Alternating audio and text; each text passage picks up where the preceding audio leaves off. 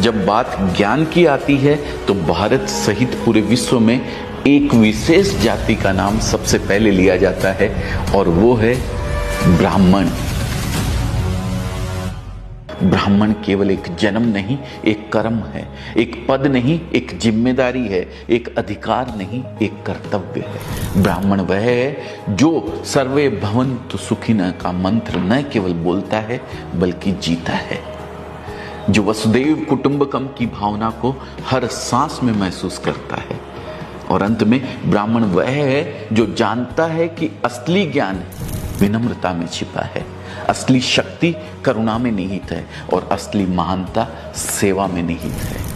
दोस्तों, मैं खुद जैन धर्म से हूं और मुझे नहीं पता कि ब्राह्मणों के साथ आपका अनुभव कैसा रहा है, लेकिन अजमेरा फैशन में बहुत से ब्राह्मण काम करते हैं और मैंने उनमें 3 चीजें कॉमन पाई है: ज्ञान, विनम्रता और मृदु भाषा।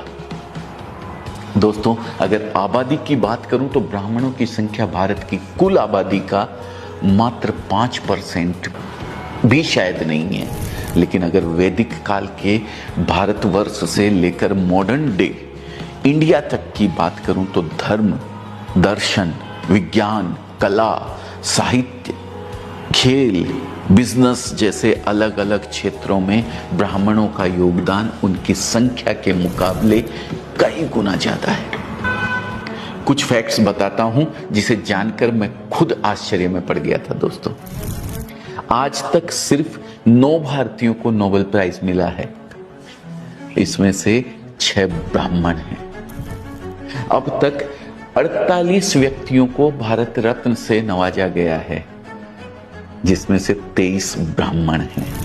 भारत में अब तक 15 प्रधानमंत्री हुए हैं, जिसमें से 6 ब्राह्मण थे और उनमें से एक श्री अटल बिहारी वाजपेयी मेरे पसंदीदा पीएम रहे हैं। अगर भारत के इतिहास को एक किताब में संजोया जाए तो ऐसा कोई पन्ना नहीं होगा जिस पर ब्राह्मणों ने अपनी छाप ना छोड़ी हो। याद कीजिए महर्षि वाल्मीकि को, जिन्होंने रामायण जैसे महाकाव्य की रचना की, या फिर वेद व्यास को, जिन्होंने महाभारत लिखा। वे ब्राह्मण ही तो थे। और वो मनोज कुमार का गाना तो आपने सुना ही होगा, जब जीरो दिया मेरे भारत ने, जब जीरो दिया मेरे भारत ने, भारत ने मेरे भारत ने। वो जीरो देने वाला कौन था? आर्यभट्ट, एक ब्राह्मण। और आर्यभट्ट की लिगेसी को आगे बढ़ाने वाले भारत के सबसे महान गणितज्ञ श्रीनिवास रामानुजन कौन थे? एक ब्राह्मण। आयुर्वेद के जनक सुश्रुत कौन थे? एक ब्राह्मण। आज योग पूरे विश्व में विख्यात है। योग सूत्र लिखने वाले महर्षि पतंजलि कौन थे? एक ब्राह्मण। अपनी जटा में प्रतिज्ञा की गांठ बांधकर अखंड भारत की नींव रखने वाले चाणक्य कौन थे? एक ब्राह्मण, जिनके बताए अर्थशास्त्र और चाणक्य नीति का आज भी कोई जवाब नहीं है। हमें यह नहीं भूलना चाहिए कि जब मुगलों ने हमारे ग्रंथों को जलाने की ठानी, हमारे मंदिरों को मिट्टी में मिलाने का प्रयास किया, तब ब्राह्मणों ने विद्या और धर्म की लौ को बुझने नहीं दिया। अपने प्राणों की आहुति देकर भी उन्होंने हिंदू धर्म की जड़ें हिलने नहीं दी। उनके तप, त्याग और संकल्प ने धर्म की रक्षा की और भारत की सनातन संस्कृति को अमरत्व प्रदान किया। पेशवा राजवंश के बाजीराव ने 41 युद्ध लड़े और सभी में विजय प्राप्त की। मुगल साम्राज्य की चूल्हे हिलाने वाले पेशवा एक ब्राह्मण ही थे। 1857 में भी अंग्रेजों के खिलाफ युद्ध का बिगुल ब्राह्मणों ने ही बजाया था।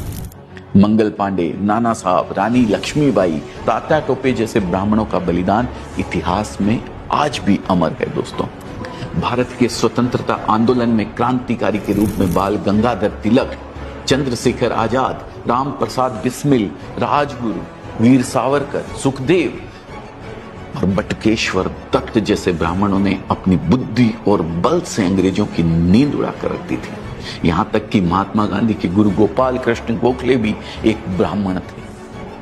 दोस्तों, वास्तव में आज हम जिस महान भारतवर्ष पर गर्व करते हैं, उसे गौरवान्वित करने में बहुत बड़ा योगदान ब्राह्मणों का है। आज कुछ राजनीतिक कारणों से और कुछ ब्राह्मणों द्वारा किए गए भेदभाव के कारण बहुत से लोग पूरी ब्राह्मण जाति को ही कटघरे में खड़ा करने लगते हैं। लेकिन शायद उन्हें यह नहीं भूलना चाहिए कि बचपन से वे जिन पंचतंत्र की कहानियों को सुनकर बड़े हुए हैं, उनसे नैतिक शिक्षा ग्रहण की है, उसे लिखने वाले विष्णु शर्मा एक ब्राह्मण थे। उन्हें यह नहीं भूलना चाहिए कि जिस तेनालीराम और बीरबल की चतुराई ने सैकड़ों बार उनके चेहरे पर मुस्कान बिखेरी है, वो दोनों बुद्धिमान व्यक्ति ब्राह्मण ही थे। और अगर हम समय में आगे बढ़कर आज की बात करें तो भारत में दो चीजें सबसे अधिक पॉपुलर है, क्रिकेट और फिल्म। यहां भी ब्राह्मणों का योगदान आपको हैरत में डाल देगा। क्रिकेट का भगवान कहे जाने वाले सचिन तेंदुलकर एक ब्राह्मण हैं। फेब 4 के नाम से मशहूर सचिन, राहुल, सौरभ और लक्ष्मण, ये चारों ही ब्राह्मण हैं।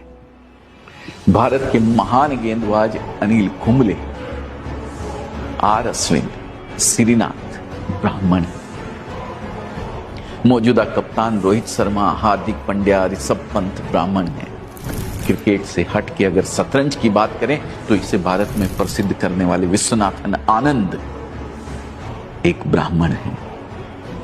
अब मनोरंजन की दुनिया में भी देख लीजिए, भारत की सबसे महान गायिका लता मंगेशकर ब्राह्मण, करोड़ों भारतीयों के फेवरेट सिंगर किशोर कुमार ब्राह्मण, अजय देवगन, पंकज त्रिपाठी, मनोज वाजपेयी, दीपिका पादुकोण, आलिया भट्ट, ये सभी ब्राह्मण।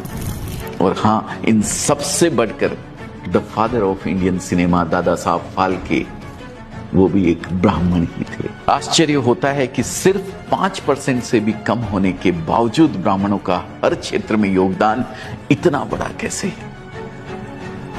बिजनेस की बात करें तो दुनिया की दो सबसे बड़ी कंपनियां माइक्रोसॉफ्ट और गूगल को चलाने वाले सत्य नडेला और सुंदर पिचाई ब्राह्मण हैं दोस्तों। इन्फोसिस फाउंडर नारायण मूर्ति और पेटीएम फाउंडर विजय शेखर शर्मा ब्राह्मण है दोस्तों। अपनी बात करूं तो अजमेरा फैशन से जुड़ने वाले बहुत से व्यापारी, खासकर यूपी और बिहार से बहुत सारे व्यापारी ब्राह्मण हैं। अजमेरा ट्रेंड्स की फ्रेंचाइजी लेने वालों में भी कई ब्राह्मण शामिल है और उनमें से अधिकतर बिजनेस में काफी अच्छा कर रहे हैं। तो सवाल उठता है कि हम ब्राह्मणों से क्या सीख सकते हैं। मेरी समझ में मुख्यतः 4 ऐसी बातें हैं जो हम ब्राह्मणों से सीख सकते हैं। पहली, ज्ञान लो, ज्ञान दो।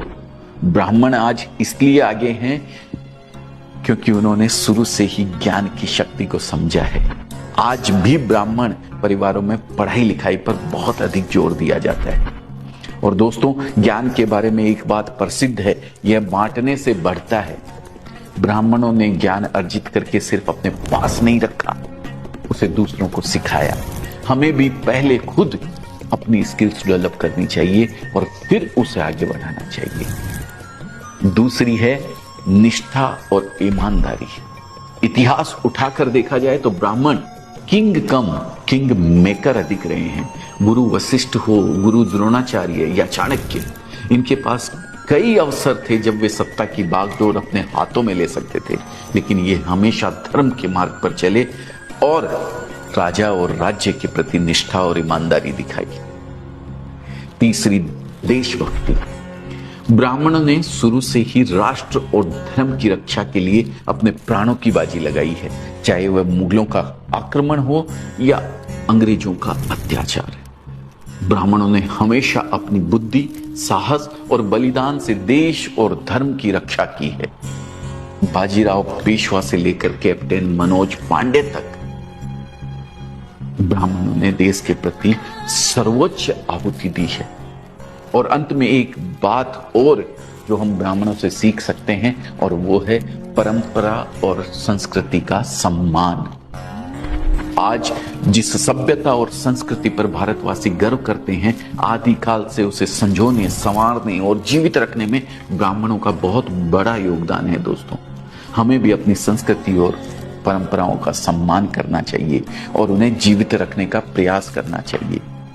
दोस्तों, अंत में मैं इतना ही कहना चाहूंगा कि ब्राह्मण एक जाति नहीं बल्कि एक विचारधारा है। वह विचारधारा जो ज्ञान, सेवा और समर्पण की मिसाल है। एक ऐसा समुदाय जिसने न केवल भारत को दिशा दी बल्कि विश्व को भी ज्ञान के प्रकाश से अलौकिक किया है। जिनके तप से जगमगाता रहा यह धरा का आंगन, जिनकी वाणी से गूंजा धर्म का यह वंदन, वह ब्राह्मण थे, हैं और रहेंगे, जिनकी साधना से रोशन रहेगा यह जीवन। दोस्तों, ब्राह्मणों को लेकर आप क्या सोचते हैं? कमेंट में एक बार जरूर लिख के मुझे बताइएगा। साथ ही अगर ये केस स्टडी या जो भी आप समझते हैं इसको पसंद आई हो तो इसे लाइक करना मत भूलिएगा और शेयर कीजिएगा उन लोगों तक जिन्होंने शायद आज तक ब्राह्मण को पहचाना ही नहीं। बहुत बहुत धन्यवाद अपना कीमती समय देने के लिए।